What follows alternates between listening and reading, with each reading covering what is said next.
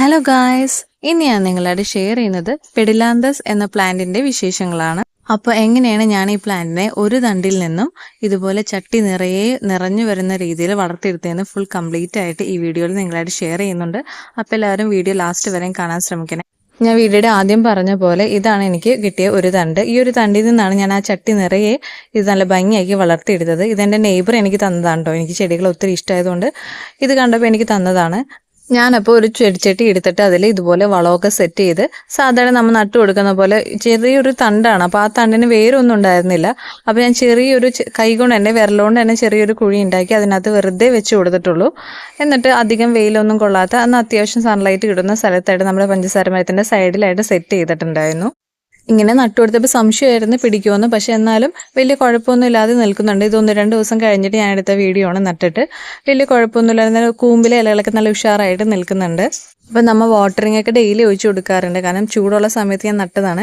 അതിനുശേഷം കുറച്ച് ദിവസം കഴിഞ്ഞപ്പോൾ നിങ്ങൾക്ക് തന്നെ കാണാൻ പറ്റുന്നുണ്ട് ആ ഒരു തണ്ടിൽ നിന്ന് ഒത്തിരി ഇലകളൊക്കെ വന്നിട്ടുണ്ട്. 2 സൈഡിലേക്കും. ഇപ്പോൾ ഒരു സൈഡ് മാത്രമേ കൂമ്പലകൾ വന്നിരുന്നുള്ളൂ. ഇപ്പോൾ അതിൻ്റെ ഇപ്പുറത്തെ സൈഡിൽ നിന്ന് പുതിയ കൂമ്പലകളൊക്കെ വന്നിട്ട് നല്ല ഭംഗിയായിട്ട് നിൽക്കുന്നുണ്ട്. പഴയ ഇലകളൊക്കെ നിറം ഭംഗി നിൽക്കുന്നുണ്ടെങ്കിലും പുതിയ കൂമ്പി നല്ല ഉഷാറായിട്ട് ഹെൽത്തി ആയിട്ട് വന്നിട്ടുണ്ട്.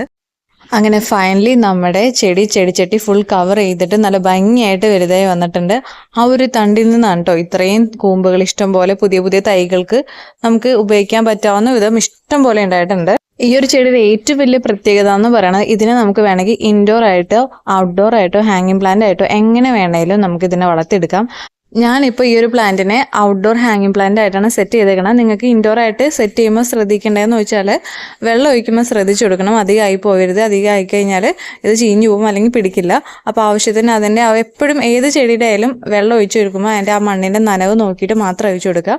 ഇപ്പോൾ ഔട്ട്ഡോറൊക്കെ ഞാൻ വെച്ചേക്കണോണ്ട് ചൂടുള്ള കാലം കൂടി ആയിരുന്നുകൊണ്ട് ഡെയിലി വെള്ളം ഒഴിച്ചു കൊടുക്കേണ്ട അവസ്ഥയായിരുന്നു.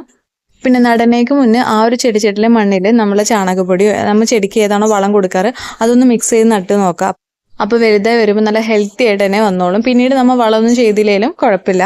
അപ്പോൾ ഗാർഡനിലും ചെടികളൊന്നും നട്ടിട്ട് ശരിയാവുന്നില്ല, പിടിച്ച് കിട്ടുന്നില്ല എന്നൊക്കെ പരാതിപ്പെടുന്നവർക്ക് പറ്റിയൊരു ചെടിയും കൂടിയാണ്. കാരണം ഇതിൻ്റെ ഒരു ചെറിയ തണ്ട് മതി. നിങ്ങൾ ഇതൊന്ന് ട്രൈ ചെയ്ത് നോക്കുക. അങ്ങനെയുള്ളവർ നല്ലൊരു ഗ്രീൻ കളറും കൂടി ഉള്ളതുകൊണ്ട് നമ്മുടെ സിറ്റ് ഔട്ട് ഗാർഡനിലൊക്കെ ഇത് ഹാങ് ചെയ്ത് ഒരു 3-4 ചെടിച്ചട്ടിയൊക്കെ ഇട്ട് കൊടുത്താൽ നല്ല ഭംഗിയായിരിക്കും. അപ്പൊ എല്ലാവർക്കും പെഡിലാന്തസ് പ്ലാന്റിന്റെ വിശേഷങ്ങളൊക്കെ ഇഷ്ടപ്പെടുന്നു കരുതുന്നു.